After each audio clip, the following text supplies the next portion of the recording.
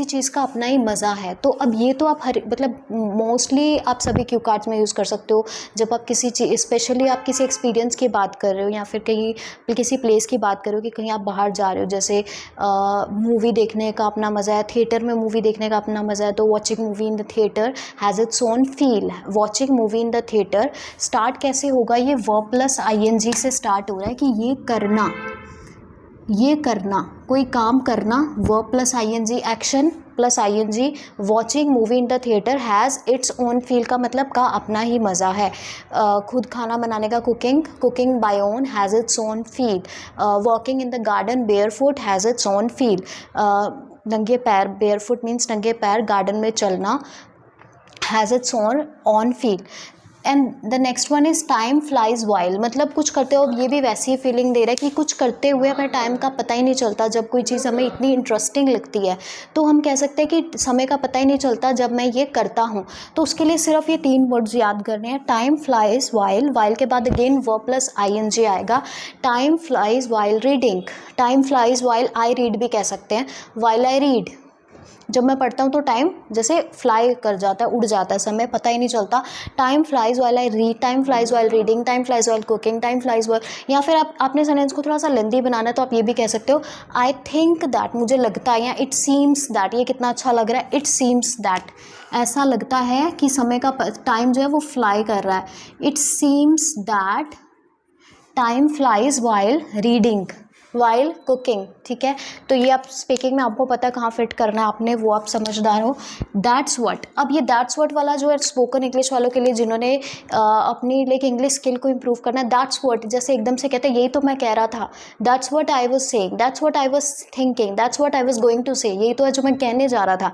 तो that's what एक बहुत ही कैजुअल कॉमन है, लेकिन जिन्हें नहीं पता इसे ले आओ अपनी स्पीच में, that's what I was saying, यही तो है वो, दैट्स व्हाट, इसको अच्छे से यूज़ भी करना है।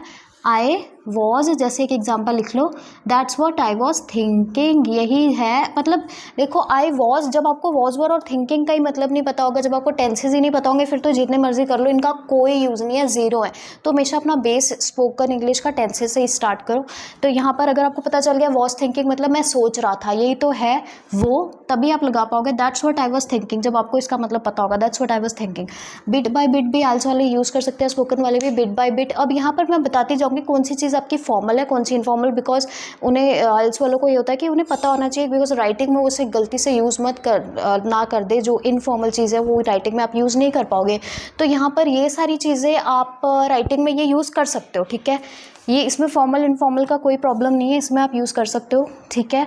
ये भी आप आगे इनफॉर्मल जाएंगे वो मैं आपको बता दूंगी, ये सब यहाँ तक फॉर्मल इनफॉर्मल का यहाँ पर कोई प्रॉब्लम नहीं है, आप यूज़ कर सकते हो। बिट बाय बिट को भी आप राइटिंग में यूज़ कर सकते हो, और इसका मतलब क्या है, थोड़ा थोड़ा करके, जैसे we must save money bit by bit, हमें थोड़ा थोड़ा करके मनी सेव करनी चाहिए। We must save money bit by bit, ठीक है, बिट बाय बिट, थोड़ा थोड़ा करके। तो ये बहुत ही काफ़ी वही जैसे मैं कह रही थी, ईजी भी हैं ये फ्रेजेस, एडवांस्ड भी हैं, इंटरेस्टिंग भी है, यूज़ किए जाने वाले भी हैं, इस तरह के फ्रेजेस हैं यहाँ पर, बिट बाय बिट।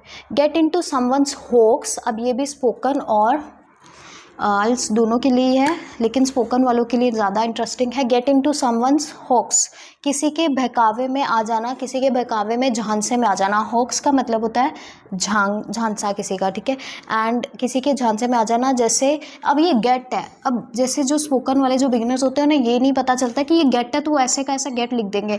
भाई ये वर्ब है, और वर्ब का मतलब ही ये होता है कि जो आप उसे जो टेंस आप यूज़ करो उसके अकॉर्डिंग उस वर्ब की शेप आप चेंज करोगे, उसकी फॉर्म चेंज करोगे। आई मीन टू से, जैसे आप प्रेजेंट में कह रहे हो कि मैं हमेशा ही बहकावे में आ जाता हूँ या वह हमेशा ही आ जाता है, तो उसके लिए आपको पता है सिंपल प्रेजेंट टेंस में आप ज़्यादा फॉर्म चेंज नहीं करते, एस का ध्यान रखना होता है। ही गेट्स इनटू, वो बहकावे में आ जाता है, ठीक है। तो इसको चेंज करेंगे, लेकिन वो आ रहा है मैं कहूँगी, उसको नहीं पता, लेकिन वो बहकावे में आ रहा है। रहा है के लिए क्या होता है, चेंज हो जाता है, रूल इज एम आर और आई एन जी लग जाता है। ही इज़ गेटिंग इनटू, और वो आ गया पास्ट में, ही गॉट इनटू, ठीक है। तो ये सब चीज़ें आपने टेंसेस समझ के ही यूज़ करती है, अदरवाइज मैं कह रही हूँ कि टेंसेस के बिना कुछ नहीं है, ठीक है। इन अ जिफी, नाउ ये इनफॉर्मल है, लेकिन अब आई स्पीकिंग वालों को जिन्हें नहीं पता, स्पीकिंग में आप इनफॉर्मल फ्रेजेस इजीली यूज़ कर सकते हो। तो इन सब चीज़ों का यूज़ करो क्योंकि ईजी है, इंटरेस्टिंग है, आपको लर्न भी हो जाएंगे, तो वाई नॉट यूज़ देम, ठीक है। राइटिंग में बेशक नहीं यूज़ कर सकते। इन अ जिफी का मतलब होता है कि एक ही सेकेंड में कुछ करना, in a moment, okay. Wait let me check if it is recording. या sorry for the interruption. In a jiffy का मतलब होता है कि एक सेकेंड में, एक मोमेंट में कुछ जल्दी जल्दी करना। जैसे when I heard that he is coming, I closed the cupboard in a jiffy. मैंने फटाफट से कबर्ड बंद कर दिया जब मुझे पता चला कि वो आ रहा है। पता नहीं, that example is little weird but it just came into my mind कि एक ही मोमेंट में in a jiffy. Children completed the work in a jiffy when they heard the teacher is coming. बच्चों ने अपना काम मतलब एक ही मोमेंट में, मतलब जल्दी से कर दिया, quickly, in a jiffy, in a moment. In a moment मतलब एक ही मोमेंट में कोई काम हो जाना, इन a moment. In a second ले लो, इन अ सेकेंड, ठीक है। तो यहाँ ये से आप यूज़ कर सकते हो, जैसे स्पीकिंग में, राइटिंग में नहीं। जब आप कहोगे राइटिंग कि आजकल सारे काम टेक्नोलॉजी से चुटकियों में हो रहे हैं, तो now days people can order food online in a jiffy, people can do all their chores in a jiffy using the modern technology. अब ये कितना एडवांस्ड लग रहा है बोलने में, और ईजी भी है। ईजी का ईजी, एडवांस्ड का एडवांस्ड है। इनसाइड आउट भी यहाँ पर वही है, ईजी भी है, एडवांस्ड भी है। इनसाइड आउट मतलब अंदर और बाहर दोनों से। जैसे ड्रीम हाउस ही बोल रहे हो, तो अब यहाँ पर भी स्पीकिंग राइटिंग दोनों में आप ये यूज़ कर सकते हो। तो dream house, I want my house to be spick and span inside out. मुझे अपना हाउस क्लीन चाहिए बाहर अंदर दोनों से, ठीक है। I want my house to be spick and span means neat and clean, inside out बाहर और अंदर दोनों से। इनसाइड आउट आपने लास्ट में बोलना है।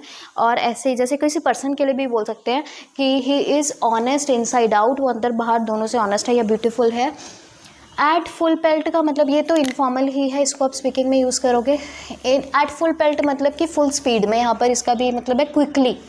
Quickly, I ran downstairs at full pelt. मैं जल्दी से डाउनस्टेयर्स गया, सीढ़ियों से नीचे उतरा। I ran downstairs at full pelt. At full pelt कैसे यूज़ करना, जैसे एट हाई स्पीड, तो लास्ट में ही सेंटेंस के ये यूज़ होगा। एट फुल पेल्ट या एट हाई स्पीड, एक ही बात है। फ्रॉट विद राइटिंग में आप यूज़ कर सकते हो, स्पीकिंग में भी यूज़ कर सकते हो, ठीक है। और काफ़ी यूज़फुल है, बहुत ज़्यादा ही यूज़ होगा। इनफैक्ट जब आप एडवर्टीजमेंट्स जिसकी बात करो कि आजकल मीडिया भरा पड़ा एडवर्टीजमेंट से, media is fraught with advertisements, भरा पड़ा है। इज़ फ्रॉट विद का मतलब होता है is full of. Is full of, is full of मतलब फ्रॉट विद, भरा पड़ा है। फुल ऑफ मतलब प्रेपोजिशंस को साथ साथ देखा करो, ये नहीं कि एक चीज़ उठाई दूसरी भूल गई। ये विद अगर लिखा है तो ये भी इंपॉर्टेंट है। Fraught with, media is fraught with advertisement. ऐसे ही मार्केट्स प्रोडक्ट से भरी पड़ी है, markets are fraught with products. Conducive to बहुत इंपॉर्टेंट है, राइटिंग स्पीकिंग दोनों में यूज़ कर सकते हो। सूटेबल फॉर,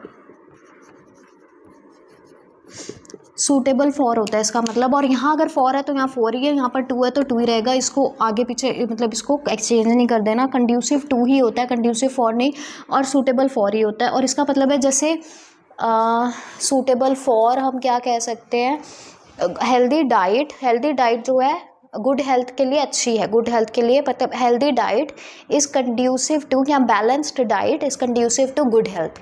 गुड हेल्थ की बैलेंस डाइट की वजह से होती है, तो बैलेंस डाइट अच्छी है, सूटेबल है गुड हेल्थ के लिए। तो यहाँ पर मैं कह दूँगी जो चीज़ सूटेबल है, balanced diet is conducive to, किसके कंड्यूसिव है, गुड हेल्थ के। तो ये आपको मतलब ये कि यूज़ करना आना चाहिए पर्सन को। फ्रेजेस बहुत है, आपने खुद देखने कि टास्क 2 में कहाँ मैं इसे यूज़ कर सकता हूँ, या फिर आप बैठ के नोटबुक पे लिखो और सेंटेंस बनाओ कि टास्क 2 की तरह के सेंटेंस बनाओ। मैं अपने स्टूडेंट्स को भी, जहाँ जिन्हें कोचिंग लेती हूँ, हमेशा कहती हूँ कि टास्क 2 से रिलेटेड एग्जाम्पल्स दो, ऐसे सिंपल सेंटेंसेस मत बनाओ। वेंट ऑन जो है राइटिंग स्पीकिंग दोनों में यूज़ कर सकते हो, पर ज़्यादा स्पीकिंग में ही इसको आप यूज़ कर पाओगे। फ्रस्ट्रेशन और एंगर यानी गुस्सा और अपनी फ्रस्ट्रेशन निकालना। और यहाँ पर जहाँ मैंने लिखा है फिलअप, यहाँ पे अपने फ्रस्ट्रेशन या एंगर लिखना है। तो जैसे टीचर ने अपना गुस्सा निकाल दिया, ऑन के बाद बच्चों पर, जिस पर निकाला गया, और इधर जिसने निकाला। टीचर वेंटेड, यहाँ पर ये वेंट वर्ब है तो आप वेंटेड ले लोगे, पास्ट है तो वेंटेड हर फ्रस्ट्रेशन यहाँ आ गया बीच में, on children. Teacher vented her frustration on the children, ठीक है। आई होप ये क्लियर है। वेल ऑफ, अब ये बहुत ही यूज़फुल होने वाला है राइटिंग के लिए, स्पेशली स्पीकिंग में भी यूज़ कर सकते हैं। वेल ऑफ पीपल, अब लाइक मोस्टली स्टूडेंट्स एफ्लुएंट लेते हैं रिच पीपल के लिए, मतलब, और ऑप्यूलेंट ले लेते हैं, लेकिन वेल ऑफ जो है बहुत ही अच्छा फ्रेज है जिसे हम मिस कर जाते हैं। Well of people, well of भी कह सकते हो रिच पीपल के लिए। इनहेरिटेड अ फॉर्च्यून उसके लिए है जिन्होंने अब जैसे क्वेश्चन आता है कि सक्सेस मनी से, सक्सेस के लिए मनी इम्पॉर्टेंट होती है या फिर लाइक कुछ और, तो यहाँ पर हार्डवर्क इम्पॉर्टेंट होता है इस तरह से। तो हम कहते हैं कि मनी से ही सक्सेस का मनी एक अच्छा मेजर नहीं है। ज़रूरी नहीं कि मनी है तो हम सक्सेसफुल है, क्योंकि मनी तो उनके पास भी होती है जिन्होंने इनहेरिट किया है, यानी कि जिन्होंने वो धरोहर अपने ली है पूर्वजों से, यानी कि जिन्होंने अपने फोर फादर से पैसे जिनके पास आ गए ऑटोमेटिकली, वो भी तो मनी उनके पास होती है, वो भी रिच होते हैं, लेकिन ज़रूरी नहीं कि वो सक्सेसफुल है। तो यहाँ इन क्वेश्चंस में ये क्वेश्चन बनाने का ये मतलब था कि आप ये उसमें यूज़ कर सकते हो इस तरह के क्वेश्चन में, कि इन लोगों ने इनहेरिट किया है अ फॉर्च्यून, इनहेरिटेड अ फॉर्च्यून, फॉर्च्यून मतलब बहुत पैसा धन सब कुछ फॉर्च्यून में आ गया, इनहेरिट किया है। Some people inherit a fortune from their forefathers, और इनहेरिटेड द फॉर्च्यून भी लिखोगे तो भी इतना भी बहुत है। आई होप ये वीडियो यूजफुल लगी होगी, and let me know in the comment section if you want more such videos like this. Please subscribe this channel. अगर आप वीडियोस देखते हो लेकिन still you are not subscribing this channel, please subscribe it and like this video also. Thank you.